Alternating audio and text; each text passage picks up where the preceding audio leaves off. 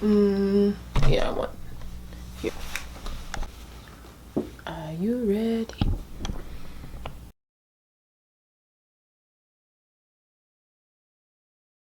My name is Sisi Osweke. I'm here to give an account of one of my most terrifying experiences of the Nigerian Biafra War. The Biafra War, Nigeria's civil war between 1967 and 1970, is one of the bloodiest African wars to date. What erupted from tensions after Nigeria's independence was really an eruption from generations of unrest due to forced amalgamation. But I'll get into that in another video. In 1967, Cyrina, a spunky, adventurous child, found herself in a crossfire of a fighter jet while going to fetch water with her older sister. This is her story. Who was the war between? Like the airplane was on Nigerian side? It was a war between the Nigerian side and the Biafran side. Gotcha. And we were on the Biafran side.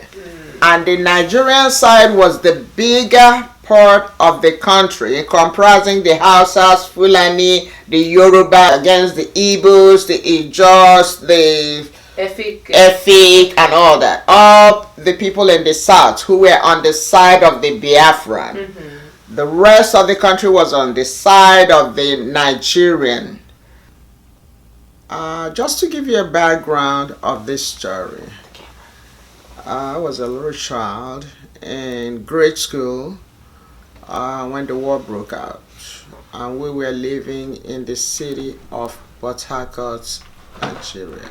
Port Harcourt is in the south part of Nigeria, and the war broke out and schools abruptly closed, and my parents decided that we all should go to a village, Mbise. And within a few days, we were all bused to Mbise. So, being a child of the city, we enjoyed Mbise a lot. We enjoyed going to Mbise, going on adventures into the bushes, rummaging, foraging, picking fruits, seeds, shrubs, whatever we could lay our hands on, and people told us it was edible, we ate. So, one of these days we were sent to go and fetch water from a big tank, like a water tank, regular water tank like you see here, that is located behind the bushes in our family compound. And usually when we are sent on such errands, we gather all our cousins and every single child, excepting maybe one or two, left the family on that day, and we took off on our adventure. First, it was a fun one. We were supposed to go out, fetch water and come back. But hey, we were adventurous while we were in the village, and we ventured into the bushes. And we were foraging, we were climbing oba trees. It's called oil bean tree that produces some very succulent, delicious fruits. You pluck the fruits and pluck all the fruits and chunk it in your mouth, and then suck all the honey that was in the fruit. So we ventured into the bushes, and we were particularly hunting for this ufurumbembe, is what you call it. Ufurumbembe. Ufuru means fruit. Mbembe means fly fruit. But the older ones will go up, climb the tree, pluck the branches, cut them down, bring it, and us on the ground we were eating ufurumbembe. And we forgot that we were supposed to go and fetch water and come back. So after we had foraged for hours, enjoying our treats in the forest, we decided that, hey, we were going to get water and go home. So we ended up coming to the water tank. The water tank manager, that is the plant manager, was a mean person that we looked at. Was he Nigerian, like black, or was he white? He was Nigerian. Okay.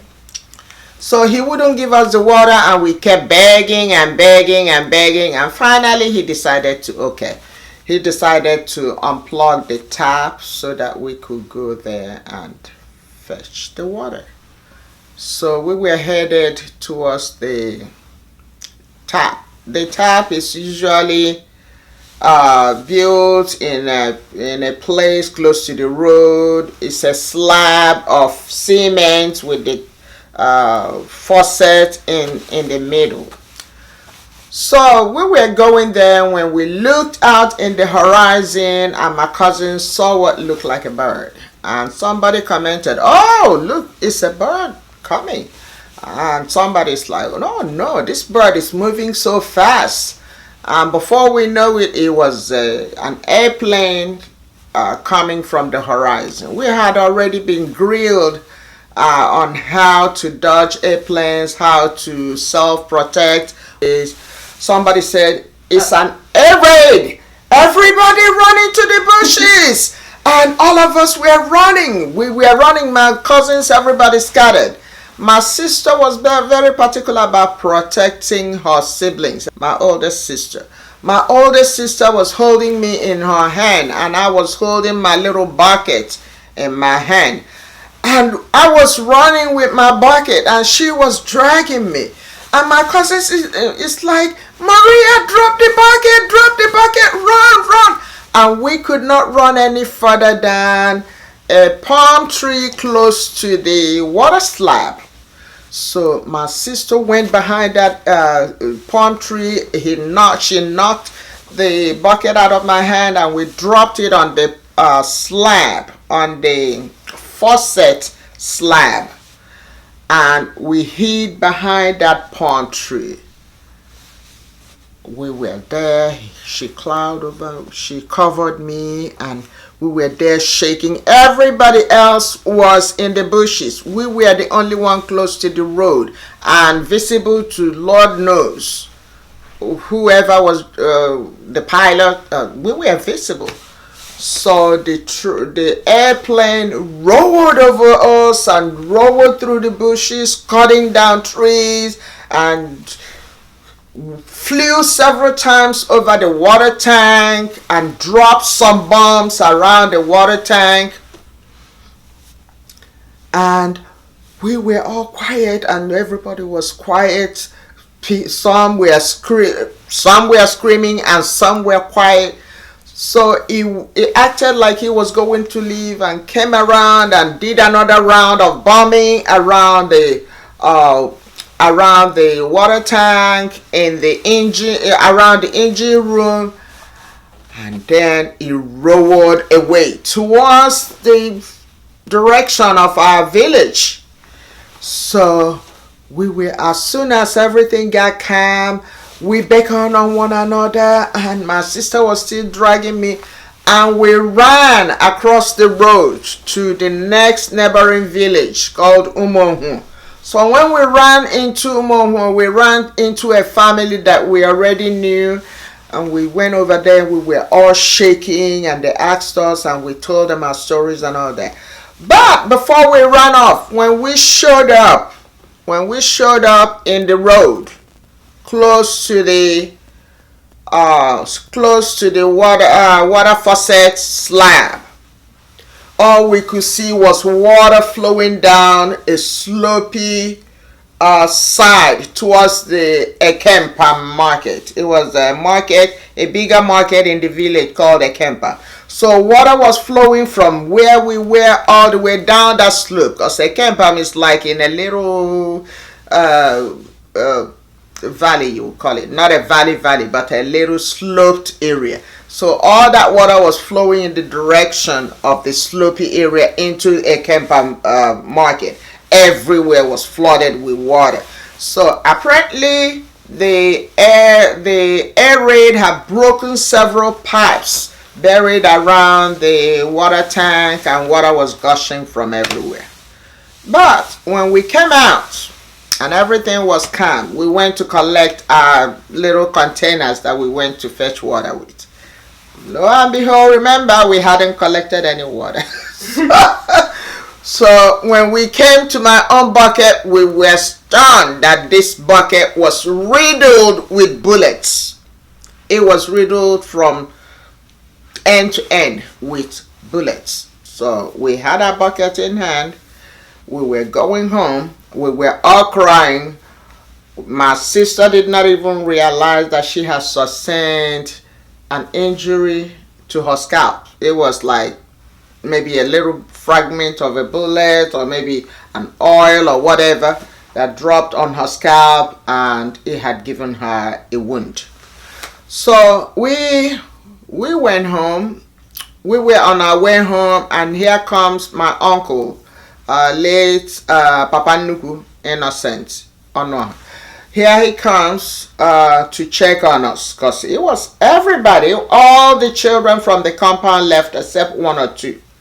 So he came looking for all of us, and we met him, and my brother was screaming, oh my gosh, my sister is like, we saved ourselves with the bucket, we dodged the bullet with the bucket, we dodged the with the bucket. Eventually we heard that there were magnets put on the water reservoir. Well, I don't know. This water reservoir was built by German architects, and that they have put magnets on the reservoir itself, because the target was the reservoir. And it was obvious that this pilot came close enough to see that these were children. So he was determined to bomb his target and also get rid of all the children that he saw in that vicinity on that day. So it was, the story went around that the Germans had put like a magnet to deter any bomb getting to the water reservoir. Wow. So on our way going back, we saw like a big crater in the middle of the road where it had dropped a bomb in between the bushes and another side of the village. That crater stayed there for like years and would not even close until so many years of rain and erosion eventually closed it. But everybody else in the bushes told stories of how they were covered with shrubs and branches. They were still there shaking and quiet. Did anybody die? Nobody died. Okay. Wow. Nobody died. And miraculously, us that were the most visible and closest to the road, except for that little injury to my sister, nothing happened to the two of us, because we were the closest to the road. And to the point where the bombs were hitting left and right. What did your parents say about the experience? The experience was very traumatic. It happened that my father was home, because my father at that time was not working. He was not in the village with us. He was working at the only airport that Biafra had at Uli in Anambra State. My father was working at that Uli airport, and he happened to come home on a weekend on that day, and he experienced everything that happened. But what they told us was, we are happy that you all are alive. We don't care if you came back with water. We don't care if you spent hours doing what you were not supposed to do until you got caught in where you weren't supposed to be. Because we weren't supposed to be there at that time. We were supposed to be long gone, getting the water and coming home. But they were so happy that we came home alive. My mother, on the other hand, was at one of the markets, one of the evening markets called Nkwala in Umuakrika. My mother was in Nkwala trying to get some stuff for the house, when story went viral that The water tank at Mpam had been hit. My mother was like, she was almost killing herself by the time she got home to find out that we were all safe. She was so happy. And I heard that the air raid, that's what we called it in those days. The plane also passed through Nkwala, roared, to scare all the people, and all the people in the market scampered and all that. And when they came out, they heard that the main target had been hit at the water tank. So my mother started running, coming back to find out what was going on. And when she came back, she almost like...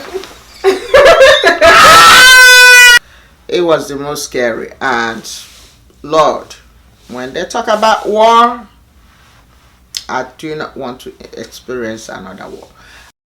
Cyrina went on to become a popular young woman within her community. She was a singer, a performer, and an actress. Very well known and loved by all the boys, so she says. I believe her. In 1986, she went to America to marry a man named Joseph Osweke. And we'll talk about his story next.